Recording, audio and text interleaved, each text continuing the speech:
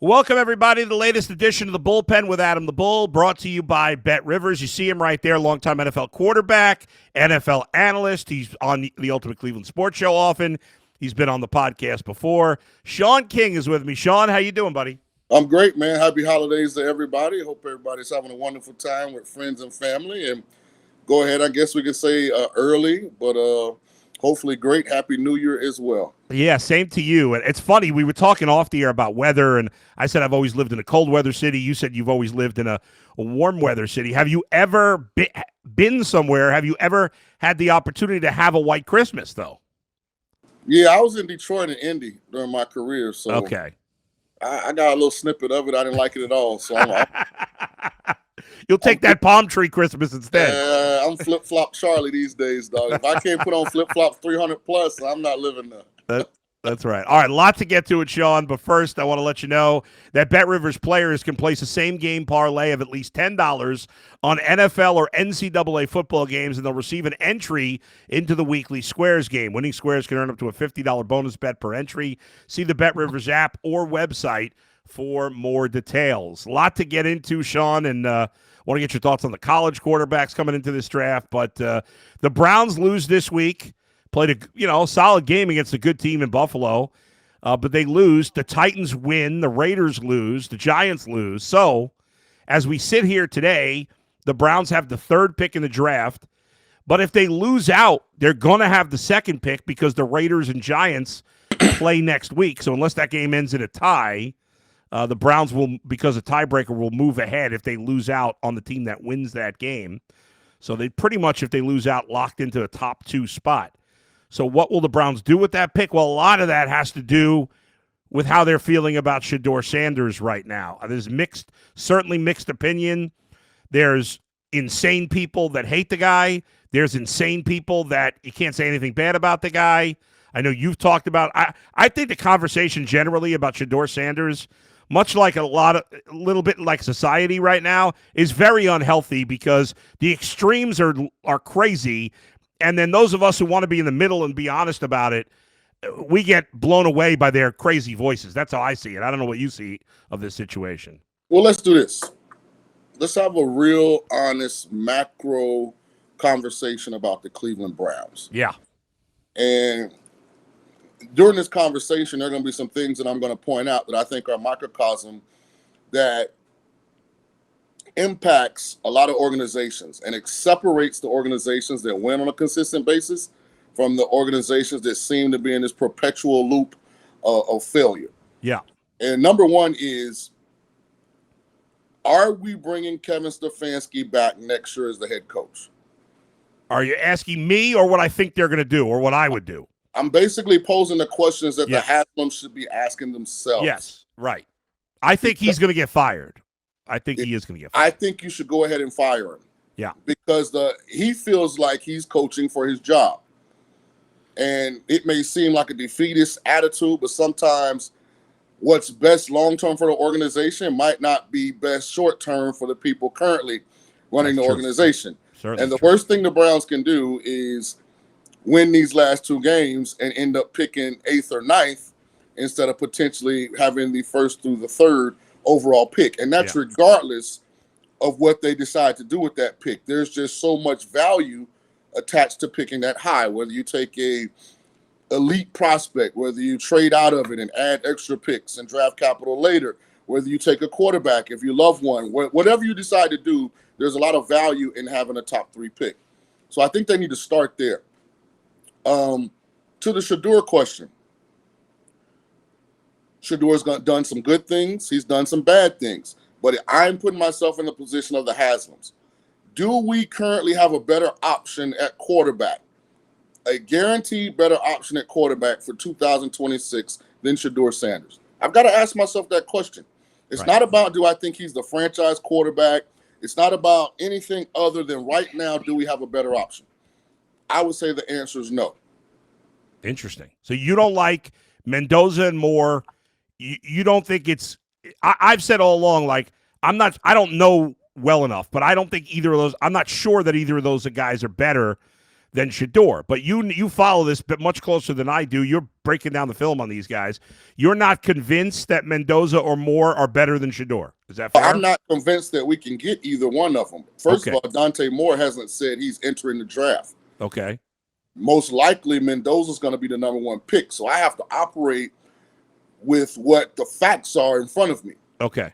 And right now, the 2 guys that look like they'll be the highest 2-rated quarterbacks in this draft, one of them may be unattainable for us, and the other one may not even be in the draft. Okay. So we have to operate under what's in front of us right now. Yeah. Worst case scenario for me is I end up playing Deshaun Watson next year and he balls out. And now I'm put in a position where I'm looking to extend the guy that is proven that he's probably not the right fit, at least for us. Maybe Deshaun will go somewhere else and reinvent and rejuvenate himself. But so far, he's not been the answer in Cleveland. So then what else do I have? I have Dylan Gabriel, and I think Bailey Zappi is on the roster. So if you just look at it based on what's factual, then 100% Shedeur, in my opinion, has done enough, at least at this point, what our options are, to be the starting quarterback the remainder of this year and potentially next year. All right, and I agree with that. If they certainly if they can't get Moore or what's his name, Mendoza, then yes, I agree. Of the current quarterbacks on the roster, if it were up to me, I'd be with you. I would start Shedeur at the beginning of next season. But let's ask this: there's 2 different questions. One, let's say both those guys are in the draft. Mm-hmm. Then if they had a chance at either of them, would you take them without having to trade up, and would you trade up for either of them? So here's how I approach quarterbacks when it comes to the draft. Yeah.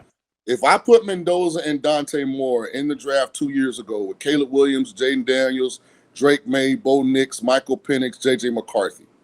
Right. Forget what we know now. Yes. But going into that draft, where would Mendoza and Dante Moore rank? I'm not sure. I want to say 4 and 5, maybe. So here's the issue. Yeah. When you have a need, but there might not be an elite enough component for where you're drafting to fill said need. All you do is put yourself in a recycle kind of situation. True. Pittsburgh overdrafted Kenny Pickett. Think what that did to them. If they had competent quarterback play the last 3 years, maybe the narrative is different, even though Mike Tomlin's been really successful. Right. So that's where, and I'm putting myself in Haslam's shoes. Just because I need a quarterback, that doesn't mean that the one that's highest rated that year, where does he fit now in the 32 guys in the NFL? If I'm looking for an elite top 10 caliber guy. So you don't see either of these guys being top 10 caliber? No. Okay. I think Dante Moore is too inexperienced, even though I think he has a high ceiling. I think best case scenario for him is for his career to mimic Jordan Love. Go somewhere with an older guy where he can sit for 2-3 years, really get some more seasoning, and then get ready to play. Mendoza is just a short sample size. It scares me a little bit. He wasn't this elite prospect at Cal. Came to a great situation in Indiana, took advantage of it, hat tip to the kid, won the Heisman. But if you just grade his attributes, where is he in the hierarchy of talent from a quarterback standpoint that's currently in the National Football League? Right. So even if I take Mendoza, I don't automatically have a top half of the league quarterback from a talent standpoint. Now, he does a lot of good things good, but he's not elite really in any category. Okay, so and that's interesting. And then I've heard people compare him to Jared Goff, who's a nice quarterback, but not a top 10 quarterback. Is that he's probably a little more athletic than Jared Goff? Okay. But I see the similarities. So, and I think you're right. And even if you're not sure, like there's no way they could be sure that Shadeur Sanders is going to be a top 10 quarterback, right?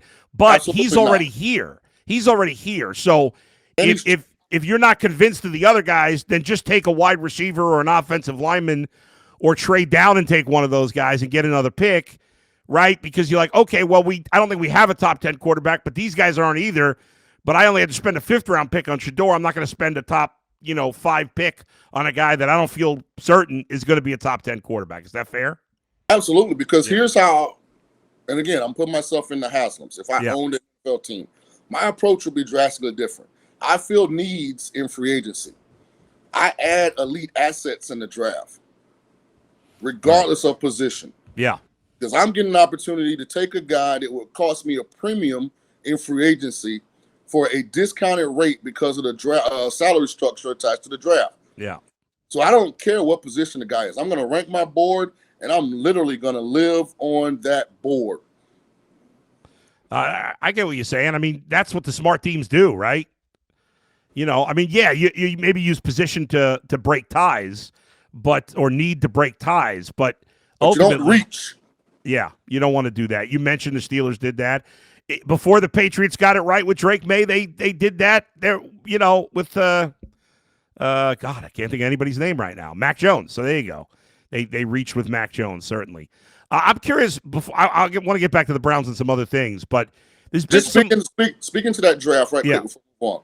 Yeah, Mac Jones, Trey Lance, Zach Wilson. Yeah, go look at the guys who the Jets, Niners, and Patriots bypassed to reach on those three quarterbacks. And if you use my formula, none of those three guys, no matter where they were ranked in that draft class, were going to grade out top half of the league based on what was in the league already on the 32 teams. Yeah.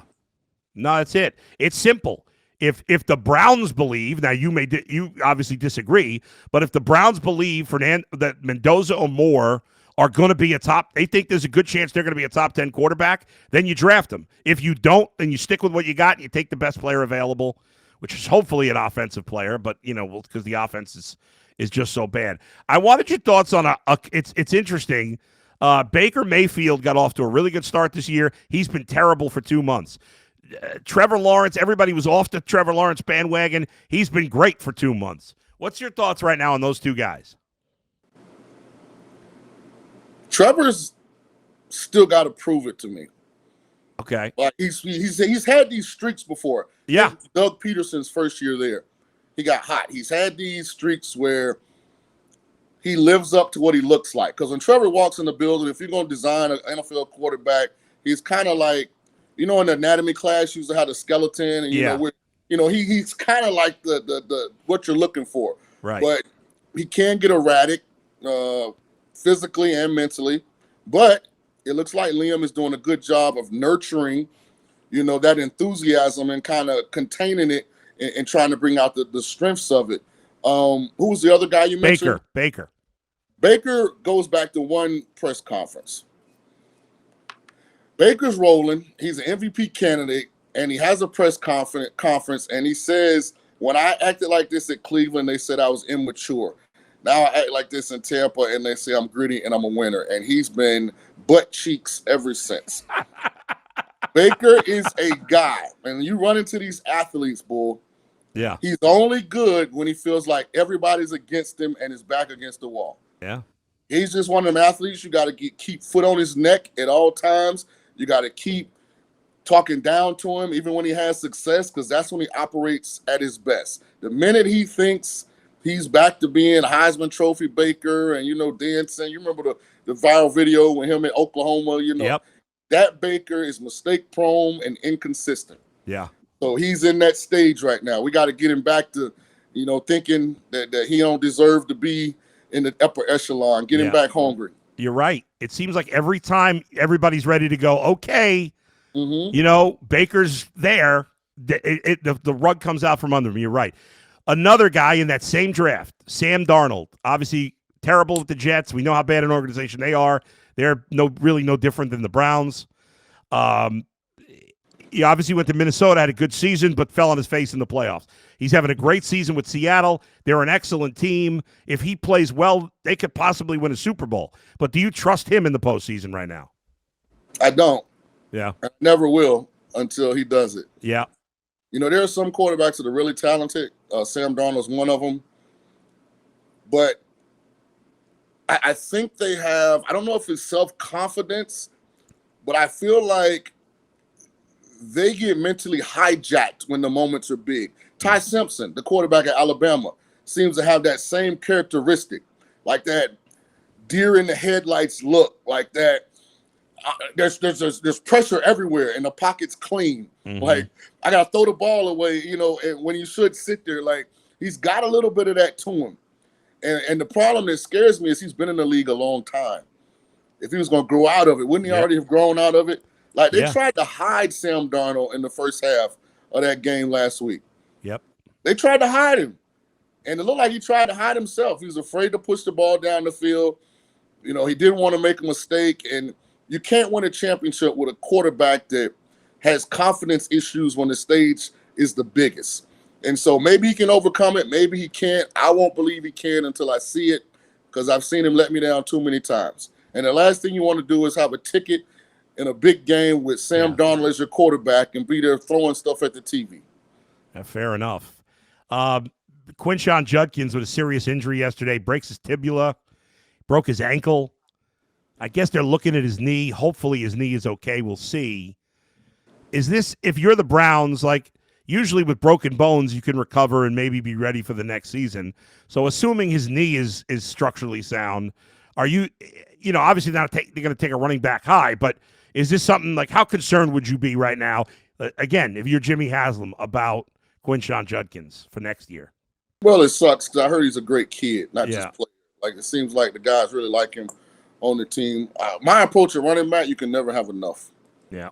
So I would always be looking to add talent to the running back room. And, you know, Jerome Ford's a kid I recruited. He's from Tampa.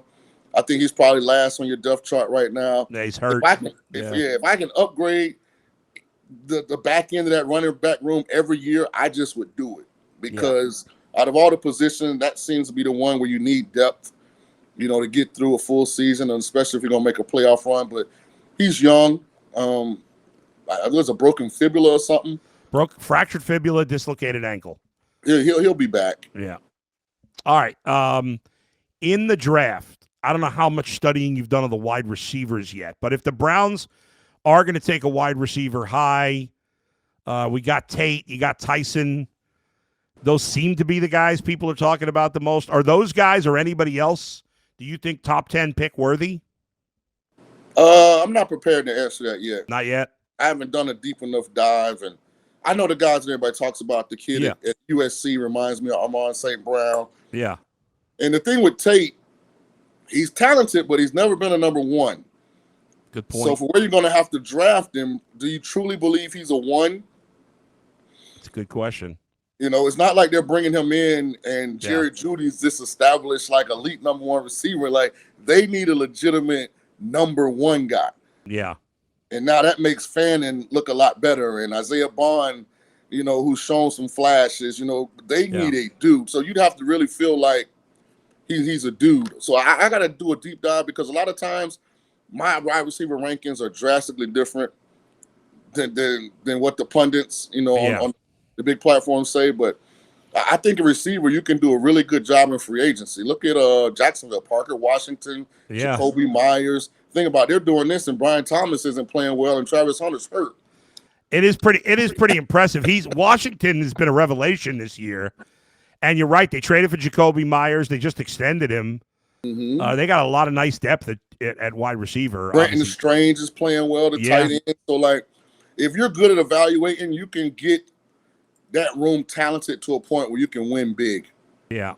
But when it comes to drafting top 10, I'm only taking a wide receiver that early that I really think is Jamar Chase, you know, Puka Nacua, Justin Jefferson, those kind of guys. Yeah, got to be special. We were talking earlier on UCSS today, you know, the Super Bowl, who you think is going to get into it. And, you know, I think I'm leaning towards, even though they're not playing amazing football, the Bills, I'm going to go with the Bills-Rams, because I think they got pretty good teams, especially the Rams, and I just trust their quarterbacks the most. But it feels like both conferences are pretty up in the air. Where are you leaning right now? I mean, the AFC is wide open. Yeah. I mean, who knows? I backed the Texans. I got a nice little Texans ticket, but I don't really believe in that offense, you know, when it really matters. That offensive line gets shaky. You know, they really miss Joe Mixon not being available this year. But defensively, they're so good, and they can go on runs. I thought there was some value there. I'm backing the Eagles in the NFC. Okay. Because they got me last year. Remember, you think about their season last year, kind of sputtering along, winning games, but not looking great. Then all of a sudden we get to the end of the season and that defense is starting to really play at a high level. Yeah. All of a sudden Jalen Hurts turns into like an actual Heisman Trophy caliber quarterback. Mm-hmm. I'm going with the Eagles. I like the Rams. I think McVay sent a message to the whole organization by firing the special teams coach. Oh, yeah. That there's a sense of urgency that needs to exist, but I'm going to stick with the Eagles right now. I'm going Eagles, Texans because I got a ticket. Not that would be I'm interesting. Super believing in it. What did you think of the way the Lions-Steelers game ended last night? First of all, that's not offensive pass interference. Out of all the rules, they have to change. Yeah. Everybody runs these pick plays. When the point receiver releases vertical, it's not his job to get out of the way of the guy covering the receiver that's going to the flat. Like, they got to fix this. I've seen them call this as offensive pass interference quite a bit lately. It's something they got to fix. Like, it's almost like a glitch in the Madden game. Terrible. Right? Yeah. That's not PI. Having said that, Detroit didn't deserve to win. They played terrible. Goff had one of his worst games. He was skittish in the pocket. He took some sacks he shouldn't have took. He threw some balls. I don't know if he's hurt or what, but it was a bad game. Hat tip to the Steelers, man. People had Tomlin fired 2 weeks ago, and here they come. They're running the ball better now. Aaron's playing as good as I've seen him play since he left Green Bay. That defense shut down one of the best rushing attacks in football yesterday. Like, they were a real headache for Dan Campbell trying to call running plays. Can they win it all? I don't think so. But hat tip to Mike Tomlin. He got them looking as dangerous as they've looked in the last 3 to 4 years. You know what's crazy, Sean, with the Steelers? This is just so weird to think about. I mentioned this earlier today, but in our lifetime, and you're younger than I am. You were born in 79, right? 77. 77. Okay, so you're 6 years younger than me. But in our lifetimes, the Steelers have had 3 coaches. In our entire Chuck Noll was the coach. I mean, 3 coaches since 1969. That's Noll, just crazy. Bill Cowher. Yeah.